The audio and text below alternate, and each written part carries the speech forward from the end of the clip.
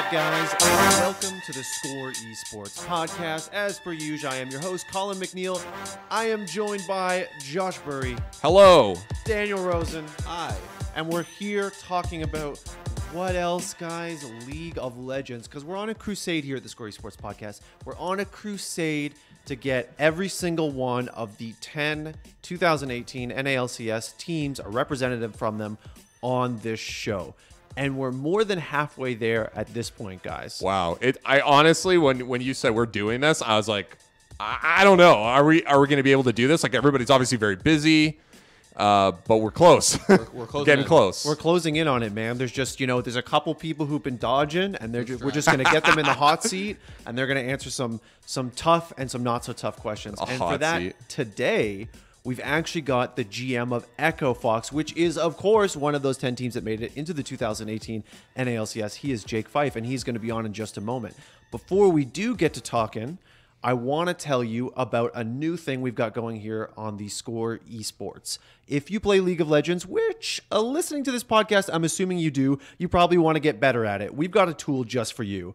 Over here at the Score eSports, we just launched our brand new League of Legends builds calculator. Now with that, you can theory craft your own builds by plugging in runes and items, and even check out your favorite pros builds as well. You can head on over to the scoreesportsbuilds.com for that.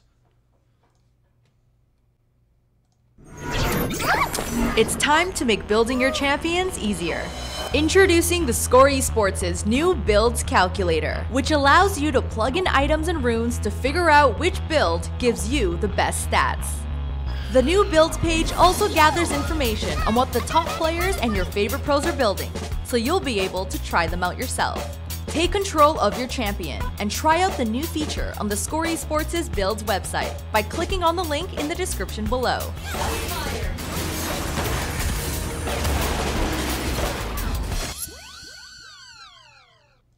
Damn, Zoe looks fun. I haven't played her yet. I've been on a hiatus. This is not a shocking truth, but I haven't played her either. I haven't. I don't play League of Legends. Yeah, I haven't played her either, and that's because I don't play League of Legends. And if I did, I would only play Galio. That's right. I prefer League of Legends interviews. And yeah, that's my favorite. That's my favorite one today. With the promo out of the way, with the intro out of the way, let's go ahead and bring on Jake Fyfe, the GM of Echo Fox. Hey, Jake. Hey, how you doing? Can you hear me? Yeah, everything's great. How's it going? Things are great. Must be a busy time for you at this point. Like, you've got a lot of balls up in the air. Yeah, I mean, free agency is 1 month past, so things have died down a little bit, which is nice. We're just kind of shifting gears to get prepared for the season now. Mm-hmm. Tell me about it. Well, I guess congratulations are in order. As we mentioned in the intro, you represent one of the 10 teams that did make it into 2018 NALCS. We know not everybody did. Only 6 teams from the previous iteration of that league and 4 complete newcomers. With that in mind, I'm wondering, Jake, if you could talk to us a little bit about the application process for that franchise, what you guys thought going in would be your best chance of getting one, and how you think you actually did succeed in that. Sure. So, Riot released their own, 4 categories on the things they're looking for, something like the ownership group, what's your team strategy, how are you planning on staying competitive, what's your brand plan, things like that. We've kind of thought that franchising was this inevitable thing that's going to happen, whether it's in 2018 or 19 or 20. We wanted to start preparing for it early. So in 2017, we said, hey, let's try and conduct ourselves in a way that is as close to a traditional sports team as possible that already has the franchising model.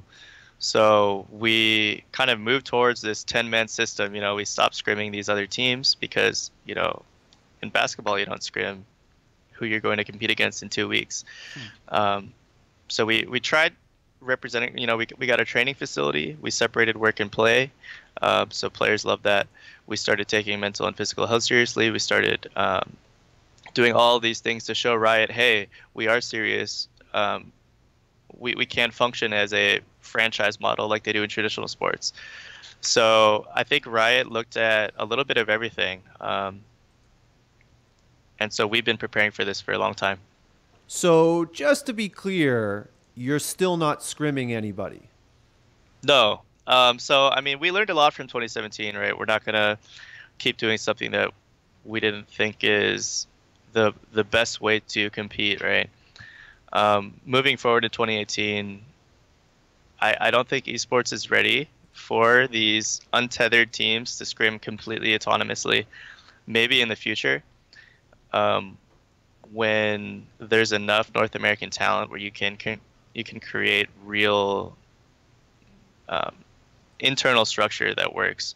Riot released the sandbox mode recently, which helps, but there needs to be more functionality in the client for us to use drilling effectively.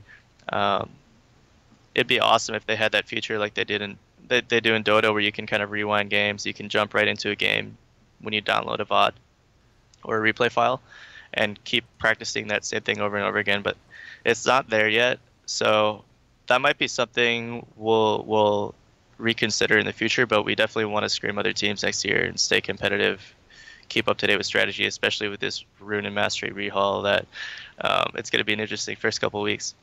Yeah, definitely a lot to learn with the overhaul. That's for certain. Wait, sorry. So I actually have to stop right here. I'm a little confused. So in 2018, are you going to be scrimming other teams or no? Yeah. Okay. Yeah, we are. Okay. I know we've got a lot of questions about the initial process and the applications and things like that, but I don't want to leave this topic just yet, because this is really interesting what you said about positioning yourself in such a way that mimics traditional sports. Do you think that is part of, or maybe even the whole sort of future of esports, or the recipe for success going into 2018? I think in a lot of ways. I mean, you think about what we call it internally at EchoFox, eSports 1.0, right? What does that look like? Well, you scrim at noon to 3 and 4 to 7. You roll out of bed at 11:55 a.m. People start scrimming at noon, and then they play till 3 a.m. They eat like awful food, and they just don't take care of themselves. Obviously, there's research out there that shows if you're taking care of yourself in a certain way, if you're pumping research into these players, like what makes them succeed, there's really not a lot of research out there. So we started looking at, okay, what do traditional sports teams look at? What are the analytics that they look at? I mean, I have Rick and Jared Jeffries, who's our new president of EchoFox, who started in August.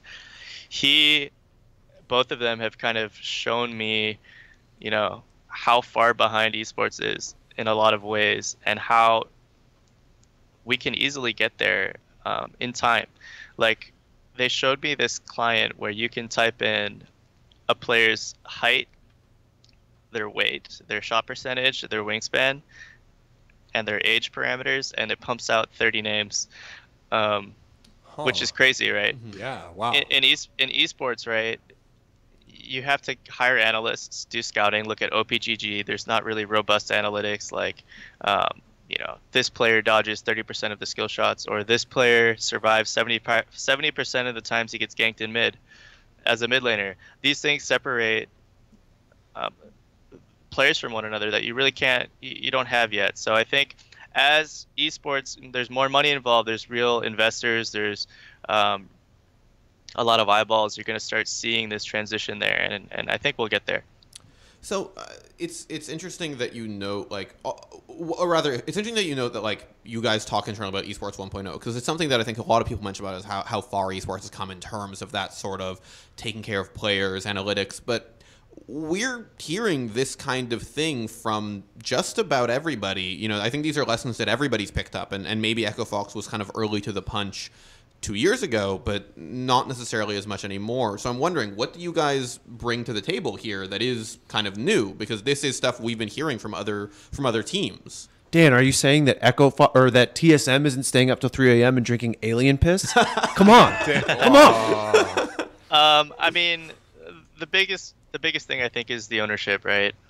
If you're looking at team strat, I mean, you look at Rick and his passion and how involved he is in esports. There have been sports players investing into like Shaquille O'Neal invested into energy, I think. But Rick has really been very hands-on. He's been very involved. He's working out of the office every single day when he's not traveling and doing his filming. With that, it kind of trickles down into all of the other things, like our team strategy. like our brand plan. He's been a real. I think he's part of the reason why esports has really blown up in these last 2 years, and he's kind of elevated everything from player salary to work balance lifestyle to what it means to be an esports athlete. Instead of an esports a pro gamer, you're now an esports athlete, right? Even the language has been changing. And this is Rick Fox you're talking about, right? Yeah, I think Riot's kind of recognized that he's been an ambassador for esports as a whole, and maybe other teams are starting to understand. Obviously, the competitive teams are going to start looking at lifestyle and things as time goes on, but Rick actually has experience playing at the highest level of a sport. Same with Jared, and same with some of our other ownership group. So I think they saw that. They saw the vision. They saw our model and where we're headed as an organization in terms of how we want to keep developing our players, how we want to brand and that stuff. So they look at the whole thing. It's interesting. I definitely think that Rick Fox has sort of always been perhaps like the sell of Echo Fox, right? He is definitely, he was one of the first big name athletes, sports people to get involved in esports. He was an evangelist, really. Yeah, and I definitely think that can be seen. But I think it's interesting to note that you think that he is one of the reasons, or perhaps Riot thinks that he's one of the reasons that kind of esports has gone the way it has. Does that really jive with? I mean, Echo Fox is a great org and all, but aside from a couple smaller spaces, and particularly recently, you guys haven't really exploded in terms of results. Where I guess does the ambassadorship fall in line with that? Well, I mean, you have to look at the landscape as a whole. Like, why weren't we competitive, right? You look at us trying to do things internally. You look at our intentions and kind of how we plan on making it work. There's also a lot of politics that go involved with kind of how players were acquired before this year. Riot's gone a long way in creating more structure and more rules as to how players can be traded, how players can be signed, how many. I mean, before you could sign 100 players, you pay them 3 year, get them on a 5-year contract, you pay them $100 a month, and they're in contract prison, right? So there's a lot more structure as to how many players you could sign, what are their rights, how you can acquire them. So we've had a better shot at free agency this year because free agency was pretty complicated. I mean, when we first came in, it was December 2015 when Echo Fox acquired the Gravity slot with no players. So all of the LCS teams had their pick. All of the Challenger teams had their pick. And, we had to make it work in 2 weeks before the roster lock, or actually like less than 2 weeks. So what we decided to do was, hey, we're not going to be extremely competitive in the first year or two. Let's build our foundation up. Let's succeed in other games too. Let's expand into games that make sense, like the fighting game space. And now we've been getting first in Evo and Street Fighter. We got first in Tekken. We've been crushing other spaces like that.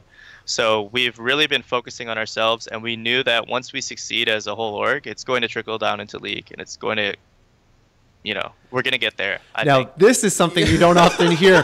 Fighting games are going to trickle down into League. Yeah, I like this. I love that sound. About this. I guess trickle down is not the right word. It's really build a foundation that's built to last and built to expand, and get the good. Make sure the research is there, make sure the housing is good, make sure our training facility is good, make sure we're doing everything right for players so that players will want to come play for us. Yeah, that all makes sense, and I definitely want to loop back around to the other games. We have a lot of questions about other games later, but sure. I want to hop on the League stuff for a minute, because there's just sort of like a small inconsistency there for me, because what you said was that, free agency is difficult, and that's something we've heard from plenty of people. For sure. Free agency in League of Legends was, and perhaps might still be, a mess. But, you guys came into it last minute with the initial season roster, but, going into year 2, nothing necessarily changed. And definitely have a totally new roster. But you guys have talked about, and you just said, it was about player development, making sure you're the right place. But you guys have a totally new roster now. You didn't necessarily have one last year. How did the player development stuff work out for you, given that you aren't sticking with the same roster? We were talking about this actually because for me, it's like, I love the player development focus. I think it's really cool. But my question, I guess, is, and sort of restating Dan's question as well, is you guys developed these players for all of 2017, but like none of them are here anymore. So like, what did you learn about player development, and was it just a situation of like better options, or what happened with player development going into 2018 here? Yeah, I think you're asking two questions, right? Why is our roster the way it is right now, and also what did we learn about the player development thing? So I'll hit both. For player development, we learned a ton. How much, to get really specific, I mean, we had a whole physiological coaching staff team where we studied when, if we're competing at noon, when should they wake up? How much sleep they should be getting? When should they dose caffeine? What does the heart rate look like compared, from an amateur compared to a veteran? And how does that manifest in communication breakdown on stage? I mean, we threw amateurs who have never played LCS on stage for games, even though it was kind of controversial. Why is Echo Fox benching Froggen for a week, right? Well, we want to give Damonte stage time and see how he functions there and see, his potential, right? And we really liked Damonte and his work ethic, and so we are keeping him for Academy. But I guess for player development, we learned a ton. I mean, we learned how do you structure culture in a way that you can create a real path for your bench players or your backline or your academy players to move up to LCS in a healthy way without there being kind of this weird power struggle. You see it in traditional sports teams. I think when people get swapped in and out, it's very healthy. Our coaching staff grew a lot. We learned a lot as staff and what kind of support we need. So, I mean, I thought we've just learned a ton in the last 2 years. For our roster and kind of how we headed this way, I mean, Jared came in August. He learned the space. He learned free agency. And so we were really set on kind of looking at what lanes and what roles, I guess, we really needed to change. By the time we got into free agency, we started talking to all these players. Obviously, in esports right now, there's a lot of relationships with players. There's already prior synergy with everyone. So we were looking at the whole systems. And so we kind of went this direction where it's like, hey, why don't we just clean slate here? Let's move our players the best we can to where, they'll also be happy and succeed. But let's make Academy filled with young players, from ages 16 to basically 18. Let's get our Academy or our starting LCS team with players that, already love playing with each other, that have kind of histories with each other. Hooney's played with Adrian, and Dardak's played with Phoenix, and Dardak likes Adrian, and Altec Adrian. So we have all this like synergy already, and it just made sense based on everything. And every day free agency shifts, and that was the path that kind of was laid out for us and made a lot of sense to us. Okay, I'm still loving the comment of the trickle down fighting games. I'm not even gonna lie. I'm like sitting here like, yo, you should bring Tokido in to coach your League of Legends team, and he can get out the tape measure and be like, you should like look this far away. Well, just start Tokido. Yes, actually, yes. We did this thing called FoxCon this year, which was extremely successful, and we're going to be doing it every year for the rest of Echo Fox, where we brought in every player from all across the world, Tokido included, to talk with her, so the players can talk about what do you do in your esport, what kind of analytics do you do, what makes you succeed as a player. And so Tokido came to our league house a couple days before Evo. He just stayed after FoxCon and was just hanging out with our league guys. Oh man! And we were asking him all these questions, and he was saying, "I drink the same thing every day. On my game days, I've eaten the same breakfast in my last 100 tournaments. I wear the same underwear. I read this." That's awesome. So he kind of showed our League of Legends players what it means to be great and the best at something, and all of our players started cheering him. They've watched every Street Fighter tournament since. They all bought Fight 6 and have been playing too. Yo, That is so awesome. All I'm saying is that if you guys are giving away Tokido branded underwear, I would definitely purchase Tokido branded underwear. Just if it's there, you've got the tape measures. Tape measure, the underwear. Yeah. Yo, exactly. shout outs to Tokido, but my dude, you got to change your underwear. You can't be doing that. I did have another question though, a League of Legends question, just to pull it back yet again. Is that you mentioned that Rick Fox was a big part in your mind of why your NA LCS application succeeded.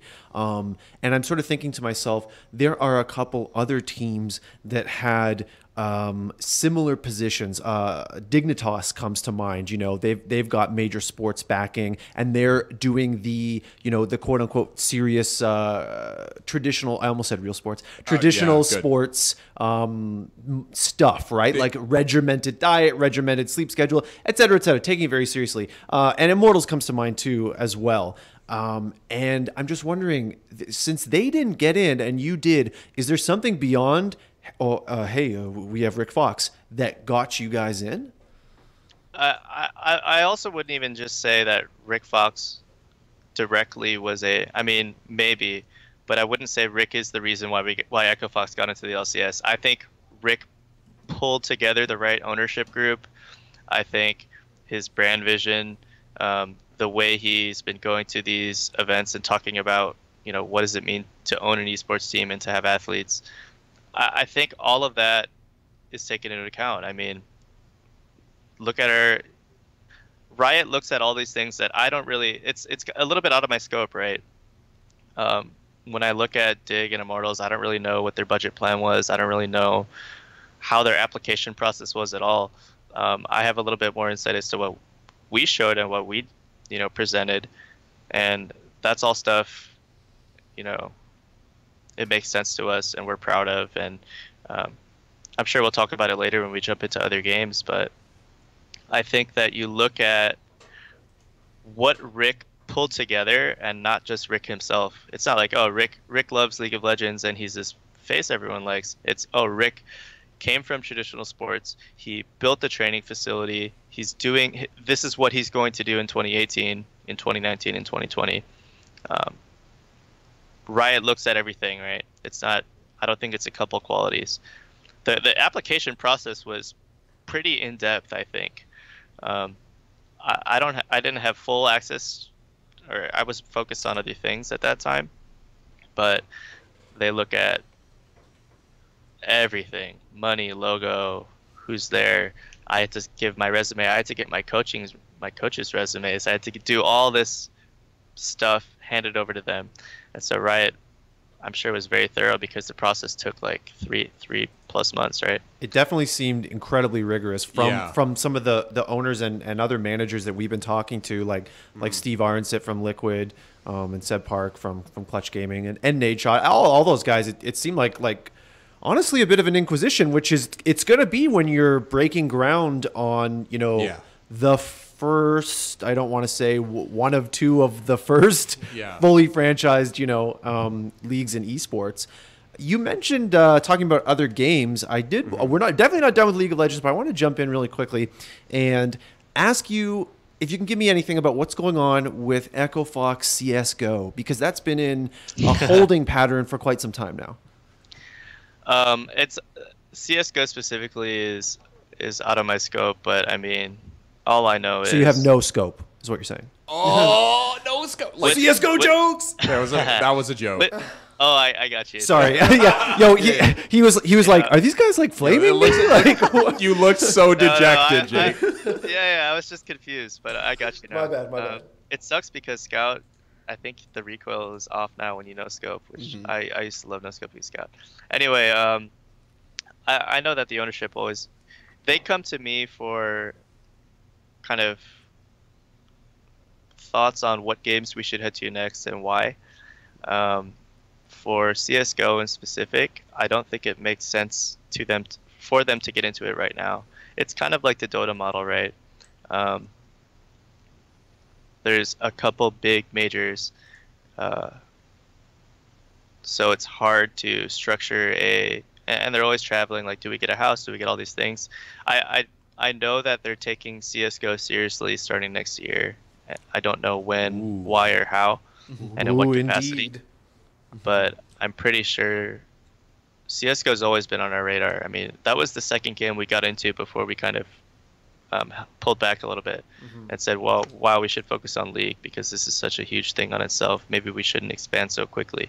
But I think we are at the point now where we can start looking at games like CSGO and Dota and start seeing how we can compete at a high level there. We don't want to get in, 1 foot in, 1 foot out on anything.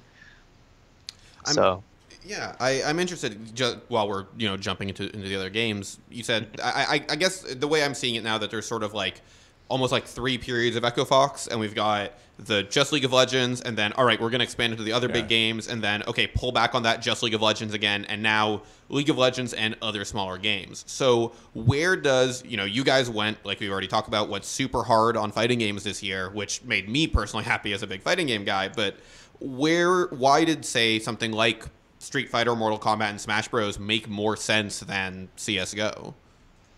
Because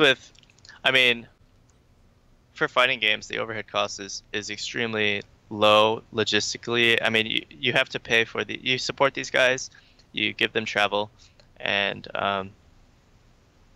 that's kind of it. You pay them salary. CSGO, there's a huge logistic. There's leagues, there's gaming house, there's visas, there's all of these things. And we did get visas for our fighting game players too, but the CSGO space was very it was much harder to get into. It's kind of like you think of Hearthstone. Like if you want to get into Hearthstone, you just recruit a strong Hearthstone player that makes sense for your brand, right? Same with fighting games. I was so happy when we got Mewtwo King. But when Counter-Strike, it's like, where do you start? Especially because all of these players are still functioning in this eSports 1.0 environment. It feels like it's, okay, I will only join this team if you bring my 3 friends or my 2 friends and also this 1 coach manager, which is so weird that players have so much leverage in this space still, in the CSGO space. Whereas in a traditional sports team, obviously the team creates a support staff that makes sense, that's trusted, that's knowledgeable, and you bring players in, you do a thorough vetting process, you make sure there's synergies there. But in CSGO and Dota, I feel like there's still so much of that. Yeah, it's interesting that you came back to Dota there, because I was about to say, if you're finding that experience in CSGO, my knowledge of the Dota scene would suggest that in Dota, that situation where it's like, I'm playing with this guy, I'm bringing this guy on, we're not signing for more than a year. In fact, we're only signing for 6 months. That issue would be like way worse in Dota from what I've heard. Yeah, I mean, it was like that in League just 2 years ago, right? Yeah. And even last year to some degree, but with franchising and more qualified ownership groups and structure and all of those things, you kind of are starting to see this traditional sports. You're moving towards that kind of model when you're in terms of recruitment. With every kind of esport right now that isn't League or franchise, like Call of Duty, Gears of War, Halo, all of these guys are package deals. And then it's I look at some, I'm not going to say names, but you look at maybe like groups, teams that kind of broke apart or were late to a tournament, for example. It's like, how is that possible? You'll never see a football game or a basketball game where 6 players are late to their game, right?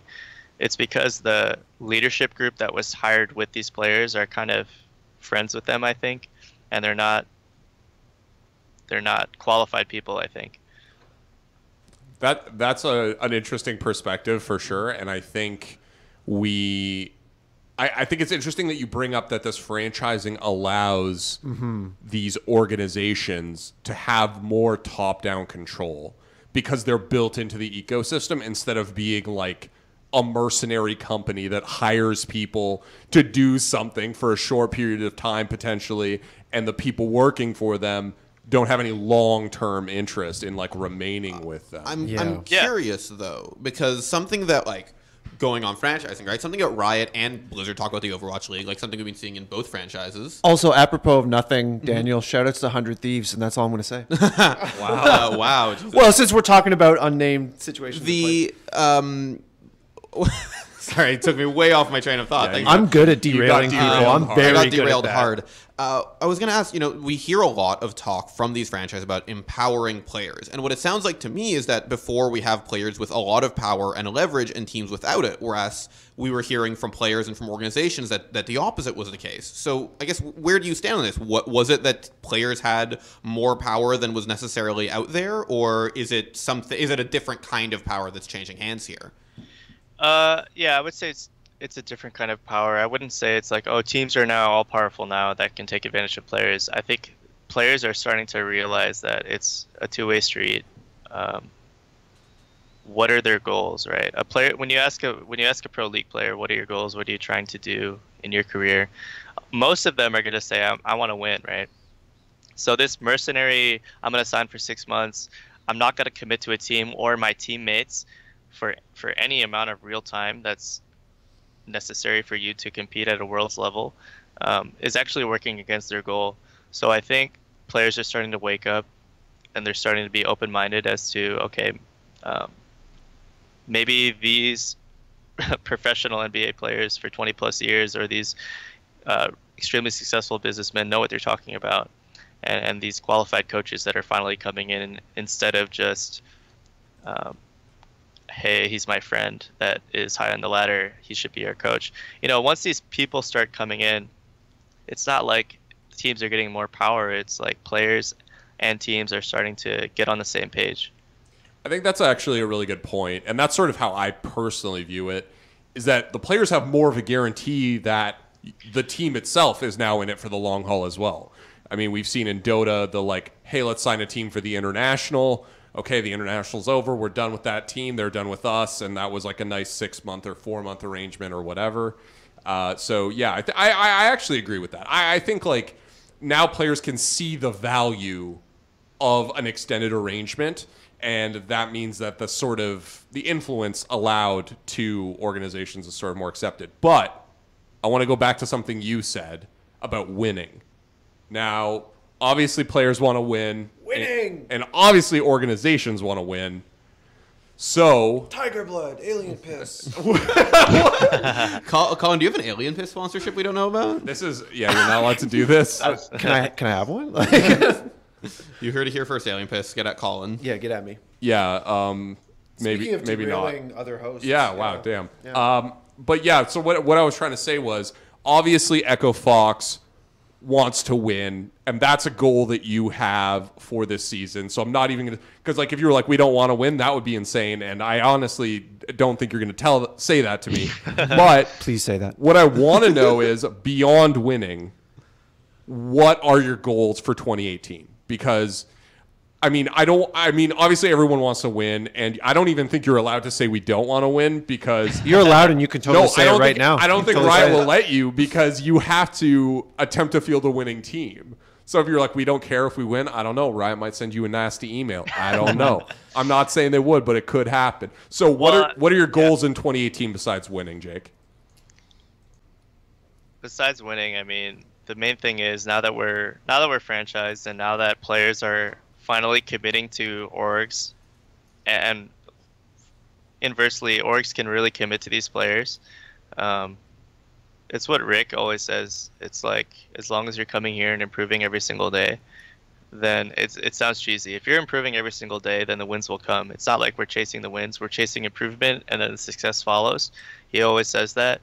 So maybe that's kind of I'm answering by saying winning, but not really. But I think that's what it's all about. We're trying to build long-lasting synergy. It's no surprise, SKT, TSM, these teams that have a history of synergy building are succeeding and playing at the top. We want to get to that place. We want to find the core pieces of foundation in our roster that are really built to last, that can change and scale and can adapt to different players. We want to figure ourselves out. So I think we're going to do well this year. I think we're going to hit playoffs in 2018. Ooh. There's no doubt in my mind about that. Damn, dude. You know this is recorded, right? Yeah. Glad it's recorded. On the record. Somebody could throw this back at you later. Yeah, on the record, please throw it back. There's no doubt in my mind we're going to hit playoffs, and I think maybe summer split or 2019, we're going to get far into playoffs. I'm really excited for this team, and maybe you can let me know if this is accurate, but I get this perception that a lot of people on this team are very hungry to make an impact after their last season. Was that a factor at all? Like their willingness to really go? Because like honestly, like I just think about every player on that team, and you look at their last season, and it's like I feel like a lot of these guys have a chip on their shoulder, you know? Oh yeah, I mean, every single player on our roster, on our starting LCS roster, extremely hungry, very motivated. A lot of people looking from the outside in who haven't. I mean, we've flown all of our players out here. We've talked to everyone. They've seen our houses. We've spent hours and hours and hours of conversation with every single one of them. It's not like, hey, Dardoch's available. Let's recruit him, right? So from the outside in, it's easy to say, wow, these guys are extremely volatile. They're going to blow up at some point in the season when you're not seeing success. But we don't subscribe to that at all.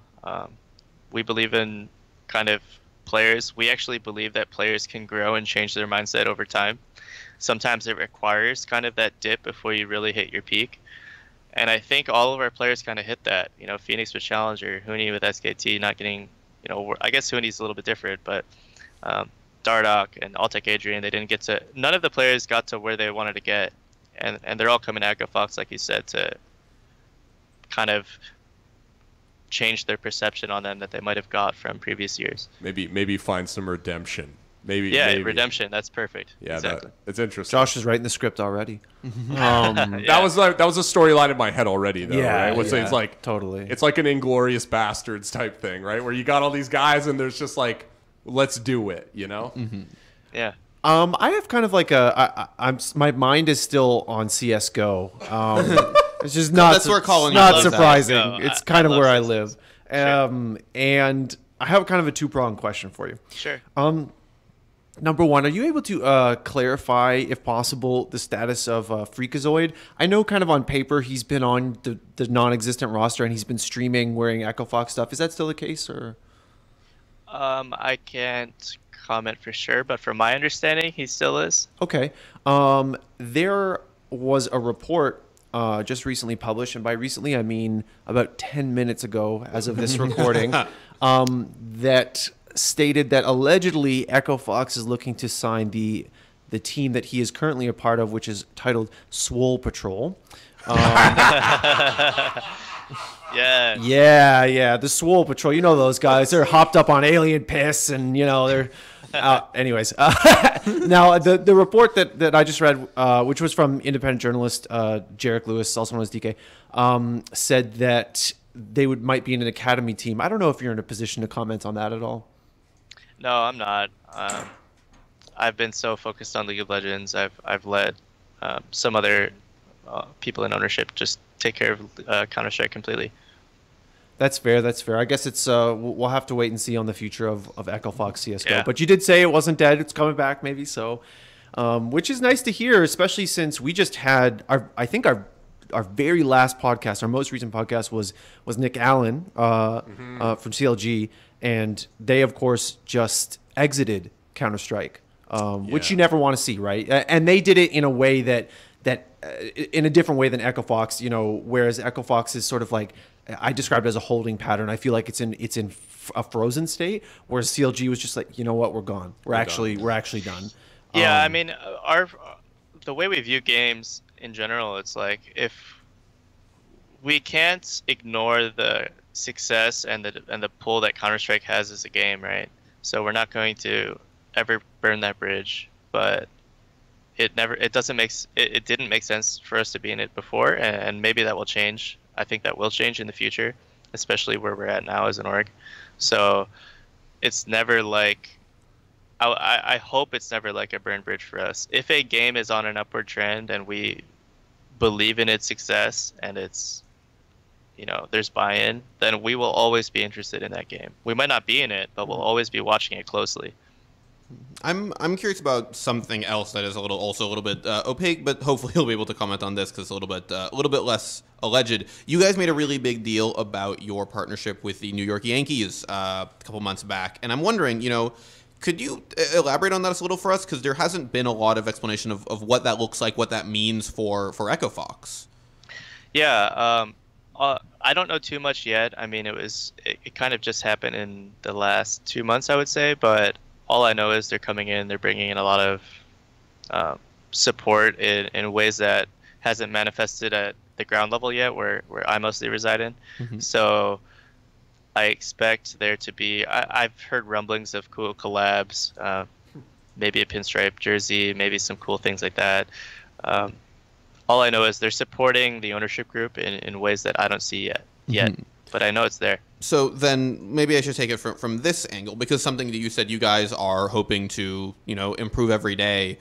I'm wondering, with that in mind, that kind of collaboration with the Yankees and with the idea of wanting to improve and resembling more of a traditional sports team in a franchise, are you making any infrastructure changes to be successful, to become, better every day within the context of the NA LCS or really any game within Echo Fox? Yeah, I mean, for just League of Legends, we've doubled our support staff. We brought in Jared. We're hiring more ownership. We're making more partners like the Yankees, and I think there's other people coming in too. So we're looking at all kind of levels for League of Legends. We have just brought on ThinkCard as our assistant coach. We brought on some other support. We have house manager. We have more leadership to support these guys in all these different ways. Could you explain some of those ways? Just a lot of the stuff you mentioned is sort of big picture stuff, but is anything changing for you guys from on the day-to-day ground level, the place you said you reside? In terms of infrastructure? Yeah. Yeah, I mean, we have our performance coaches now. We have our sports psychologist finally moving in. He was working remotely while we were processing his visa from Canada. So he's going to be on site now, which is going to go such a long way. We have our chef, we have more analysts, more on-site positional coaches. Before it was just Nick Anero and Peter Zhang, and then Denis working remotely, who's our sports psychologist and also another coach. So now we've gone from 2 people on site to maybe around 6 with our house manager and other stuff. 7 or 8 actually working out of the office. I think there's going to be, basically our goal is we want our players to only focus on improving in the game, and there should be enough staff everywhere to provide them anything that they need that's distracting them, whether it's food, whether it's diet, sleep. They want analytics, we can give it to them immediately. A VOD of this one Korean player that they want to watch, we can give it to them immediately, stuff like that. So damn, I kind of want that. I kind of want that too. Yeah, that would help Josh a lot, actually. Yeah, it would. How many cans of Coke can I drink, or alien piss can I drink? When should I take my shot of alien piss? We have answers. We could see. What's really cool that we found is our veteran players. It takes them about 1 or 2 games to really get going, and then they peak on game 3, and they peak in an hour or 2. Whereas our amateur players, they peak right out the gates, and then they crash after game 1 or 2. So in a best of 1 environment, it's a little bit.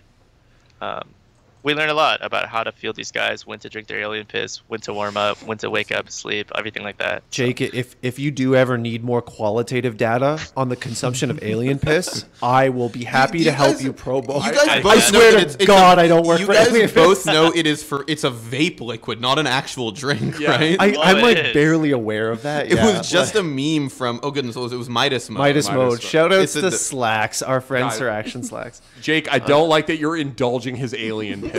I have to say, he made it okay. Seems to be, yeah, okay. I actually, the idea of having your sports psychologist in the house with the guys is really interesting. Free content idea. Free content idea, a week in the life of that guy. Yeah. Because honestly, being in a house with a team that entire time, that's so cool. Okay, I should change the context. So again, we have our training facility. It's a 10-minute walk from both. We have two League of Legends houses, and then we have a training facility right in the middle of the two, and they're all walking distance from each other. So so he's not like living directly in the same place as them, but he'll be accessible like at all times. He will be working out of the training office from 10 a.m. to whenever we end. That's good. And so he'll be kind of always there. He's not walking around in pajamas after work with the players. See, I was viewing it as like a 21 Jump Street kind of situation where it's like, oh yeah, back in high school. What? Hey, okay, never mind. Sorry. Yeah, exactly. It's still probably cool though. It's probably still cool. It's very eSports 1.0, right? The coaching staff says, hey, you have to do this and work harder, and then an hour later when they're all home, they're all watching anime in their boxers and who knows what they're doing in the corner, right? It's like there's this huge there was this kind of discrepancy there, which broke down. It made it harder for leadership to function as leaders when they're living in the same place as these players. Actually, that makes total sense. That like the generals don't room with the infantry, right? Like it makes perfect sense. Speaking of alien piss, no, I'm kidding. Oh my God! Stop. I actually this is worse than the rapping. I actually wanted to ask about last year's challenger team, the so-called meme team. You might call it a dream team, made up of ex-pros turned streamers. That you guys fielded, as I say, in Challenger. Now, we did have it was Jace Rick Hall. Fox and Jace Hall, specifically Jace Hall, on this podcast. And actually, he was great to talk to about it because he's very adamant about that team's goal, which was to win. It wasn't just, publicity and get headlines and stuff, although I'm sure that wasn't a bad thing. And I guess my question is, what is the status of that team now? Obviously, we know there's no Challenger, but... there's the Academy roster. There is the Academy, yep. None of them are on that roster. No. Yeah. How did that, I guess, sort of shake out for you guys? Like, how did that work out in terms of being a success? Like, how did that go?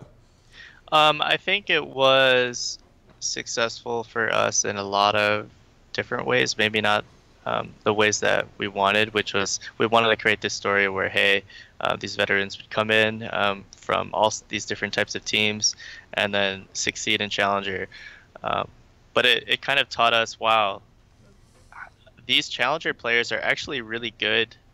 I mean, not in that way. It's more like you can't just bring together some like the top 10 guys in solo queue. It kind of legitimized Challenger for us, and I think the community. You can't just bring the best players from the ladder who are on paper really talented, the rank 1, 2, 3, 4, 5. They're not going to win against a structured team environment. We did kind of run into issues with the commitment that they could have on improving. Like, our goal was to win, right? But they still had all of their other obligations, their own streams and brands and stuff that it's their livelihood, right? So a lot of them weren't able to fully commit to, we want to get first in Challenger. And when you have people with misaligned goals on the same team, it creates a lot of issues, right? So at the end of the day, I think we all just wanted to head in a different direction. So they're no longer with us, as a academy team, but we still really love every single one of those guys. They were great to work with and a lot of fun. They're definitely lovable guys, certainly. I'm wondering, I guess I'm kind of tracking this weird sort of inconsistency with the way that you are explaining Echo Fox and the thought processes there. And maybe that's just I'm misunderstanding things. I don't want to. I'm not. Sure. There's not me trying to put you on the spot, but I've got you like earlier on. You talked a lot about Echo Fox really wanted to treat this as if it was a traditional sport and do it that way. But we're also going to field this roster, and it's like, well, we can just pull these great old players. You don't need, and what you learned was, well, you can't just pull these great players in a team environment. But wouldn't treating it like a traditional sport explain that already? And with those same decisions, right? Like going back to what we talked about before with the roster, like fielding a similar roster and not necessarily diving super deep into free agency. It feels like there was sort of at least from the outside looking in, something of a leadership crisis with how to operate and run these teams. Was that the case at all? No, it was actually, we were just not afraid to change things and based on what we learned. So in the spring of 2017, we found that we can't actually develop players while they're playing in Challenger for a lot of reasons. The biggest ones are the schedule differences. Challenger would compete in the middle of the week, and their day off would be after their games, which would be Friday. And then for Challenger, so a lot of ground level problems, right? Like if we tell our Challenger players to prepare the LCS team for their weekend game, then you're sacrificing Challenger and you're not legitimizing their league and their goal in sacrifice for the LCS players. We just found that there were a lot of cultural issues that we really didn't like and didn't want to brainwash or force our players to do something, to cater to these starters, because then what you're going to do is you're not developing these players, you're actually hurting your Challenger players at the expense of your LCS players. So we said, hey, let's move all of our players up. They are now a full 10-man team so that they're on the same schedule. We all have the same goals, which is this whole team of 10 wants to win in an LCS, right? And so we had to structure ways for these guys to get stage time. We found out what is important for player development and how to execute it. And so in the summer, we shifted gears. We brought in Delta Fox with these stream guys who we thought could do us good in the Challenger space without us actually sacrificing our developmental thing by moving to LCS. I don't know if that makes sense. No, it makes a little bit more sense than what I was reading before, certainly. I actually want to talk about a little bit about development and Challenger because you guys were at the Scouting Grounds draft, which has been sort of an interesting topic around the office where a lot of us have traditional sports backgrounds or interest in sports. And so the idea of a draft is really intriguing. You guys had the second overall pick, and if I remember correctly, you guys picked Spica as your draft pick at 2. We noted that he was not part of the announced Challenger roster. So I guess kind of a two-part question here. The first is, can you speak at all to what happened? Can you speak at all, I guess? Yeah. That was unintentional, but I did double back. So I do accept blame for it. I like it. Can you speak to that at all? And then secondly, can you give us maybe your opinion of that whole process?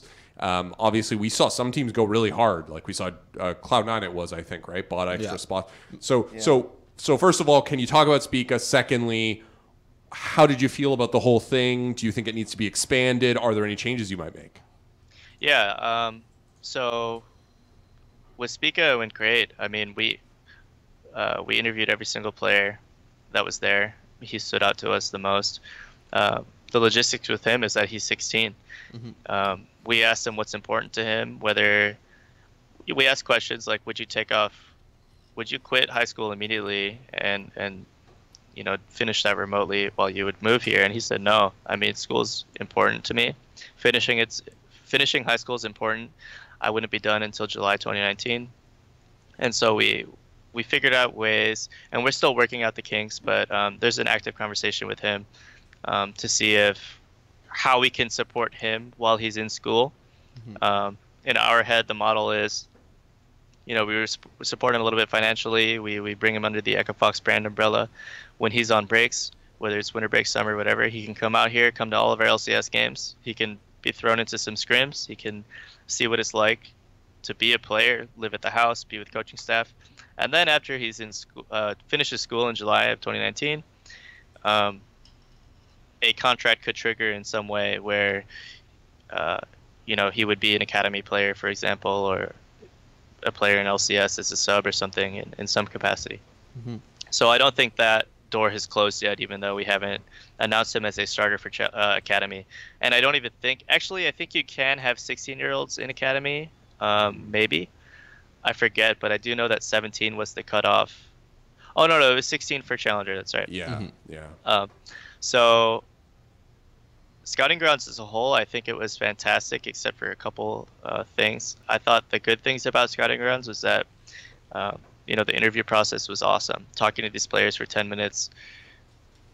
It's kind of, I don't know if you guys saw that Echo Fox hosted their own 3 boot camps in the summer, but we flew out a bunch of players and they were competing, and we were getting to know these top players outside of the ladder because we've learned quickly that culture and personality and how they function as a team, those things you can't really find online that are very, very important if you're going to commit to someone long term. Scouting grounds kind of solidified that for us. Talking to 2 different top laners who are 16, asking what their goals are, or 2 different junglers rather. You know, we talked to one jungler at Scouting Grounds, and he's like, I'm just looking for a team to build my brand. Branding is really important to me. I just want to be known as somebody. And then we talked to Spica, and he's like, I want to win. You know, I want to finish up school. I want to win. I'm extremely focused. I want to be the best. So you have 2 completely different goals and personalities and things like that. I thought the interview process was awesome. I thought the timing was really bad. Free agency was on the, 20th of November, and Scouting Grounds was in December. So it's not like you can really take a backseat to free agency. You know, we didn't go the Team Liquid model, which is, sign 30 players and then keep the ones you get, keep the best ones you get, and then try and help the ones you don't want to keep. But we also didn't want to just completely say, okay, let's just leave our whole academy team open, and then maybe we'll find some people in Scouting Grounds and hope for the best, right? So I think if they moved Scouting Grounds before or on free agency, that would make a lot more sense for us. I thought the games were awesome. The experience for the players was awesome. You went to a PC internet cafe. You went to all these different things. They got stage experience. They were with a coach. All this stuff. So that's a couple things. I think over time. I mean, it's certainly way better than last year's Scouting Grounds. So over time, it'll get better and better. Are you looking to see that draft expanded at all? Is that something that you think would be good to have, like, next year maybe just do more, like have more players, or besides the change to date, anything else that you'd want to see? Yeah, the more players, the better for us. If they have 2 different Scouting Grounds, I don't really know how scouting programs work in every other traditional sport, but the more players, the better. I think there are so many talented players on the ladder and in North America that are young and up and coming that aren't getting a fair shot or chance to really express themselves. They don't know how, or they're too young, or they're in high school or whatever. I look at China, right? In China, apparently these teams have scouting programs for these players when they're as early as 13 years old. Like BDD, he's been with EDG since he was 13, I guess. And now he's 17 and he's playing, LPL now. In North America, nothing has ever happened like that. The earliest you can get a player is maybe 16, right? Yeah. In the history of recruiting. So I think as Scouting Grounds expands and you're starting to see these young and up-and-coming players, it's going to help the domestic talent pool a ton. Players are going to start becoming more motivated to succeed. I think it's a real reward. It's not a challenger jacket. It's an actual opportunity and experience.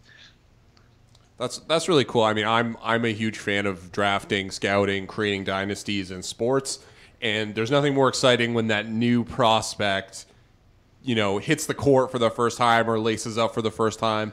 And for me, like, being able to see these guys before they make their debut and know something about them and be able to follow them is really the interesting question for me, And the idea of getting these players so young, as you mentioned, like as young as 13 years old, potentially, not yet in North America, it does remind me of a traditional sports model where you see 9-year-olds being signed to, European soccer clubs, right? And they get brought up in that system. They're wearing the jersey, and it is known, it is expected that they will debut for that team and they will play for them for at least some substantial amount of time. And that seems to fall in line with what you said previously about following a traditional sports model.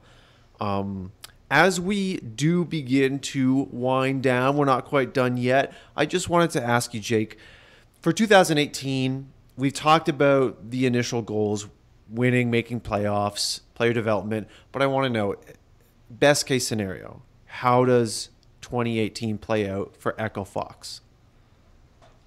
best case scenario, we get to Worlds. I mean, I think in the spring we might not. What's really cool about, or I guess not what's really cool, the fact is summer is weighted very heavily compared to the spring split, right? 2.5 of the 3 ways to get to Worlds is basically in the summer. So I hope that in the spring we can find our synergy, get our groove on. In the summer we hit playoffs. We get in through, in a BO1 environment, really anything can happen. So I'm excited. I think we absolutely can get to Worlds with the talent that we have. It's a matter of, can we synergize and can we get there on a team level farther than these other teams that are kind of also restructuring a little bit too. As a legacy organization, is there any inkling of we can't let these new guys win? We can't let 100 Thieves win. Optic can't take games off us. We got our pedigree to defend. Or is it just like anybody's fair game? Anyone's fair game. I mean, I hope that these new teams coming in succeed. I don't know what success looks like for them, but I don't want them to just kind of, float belly up, and because that kind of hurts the whole scene, right? I hope these guys, the players, are happy there. They get good housing and facilities to play in. The players are happy. It looks like these new teams coming in, their branding is great. I think Optic had an awesome Christmas card. That was fantastic. That was a little frustrating for the journalist in me, but I'll admit the branding was really cool. Yeah. I will say, as a roster announcement, I'm like, what costume is that? Who is that? That guy's got to be Romain because he's got abs, and there's not a lot of abs in League of Legends. And it's like, it's like you're like, okay, who's this? Who's that? I like the Lemonation one a lot, but. Yeah, I want every single one of those teams to succeed. I hope they actually expand to other games too. Once they get their foothold in, I don't expect them to right away. Some of them already have presence in other games. Yes. But yeah, we want every team to succeed, right? Well, because as the whole industry increases, it's going to become a part of culture, right? It's going to be a part of Western culture, because right now it's really in Asia. That's why you can have 13-year-old BDDs get picked up and 9-year-old kids get picked up in basketball. It's because it's legitimized, it's respected, it's part of our culture, and so once esports gets there, if it does and when it does, it's going to help everyone and everything. For sure. And spoiler alert: after talking to the majority of your competition, I'm going to say, unsurprisingly, they all want to win too. So I do have some bad news. It is a matter of math. You cannot all succeed at that goal. So at some point, someone's going to lose. Yep. That's right. Before we do wrap this thing up, is there any topics that we didn't get a chance to touch on that you wanted to, or any final thoughts, even shout-outs you want to give? I think we hit most of the topics I want to hit. I just want to say, I think, one thing I want to touch on is that Echo Fox, when we look at games we're expanding to, there's a lot of things we look at, right? We look at how easy it is for the viewer to understand it. We look at what's its growth, what's its player base, is it exciting to watch and play and fun? And right now we're seeing this huge battle royale trend with H1Z1, Fortnite, PUBG. So I think that's a space we're really taking seriously and we're looking at, and we're very involved in the H1Z1 League, but we are monitoring all the other battle royale games. So I think that's really cool, and I think that could be the reason why viewership and player base has been decreasing in other FPS titles. And I think battle royale's on this huge come up. That's really exciting for me because I think it's awesome to watch and play. So hopefully you're going to start seeing Echo Fox be very involved in those spaces. I think that's mostly it. I want to thank, our sponsors, HyperX, Asus, Jinx, Kanba, of course, and thank you for all the fans that, are sticking with us through this restructuring. I think 2018 is going to be extremely exciting for Echo Fox fans and just fans of League of Legends in general.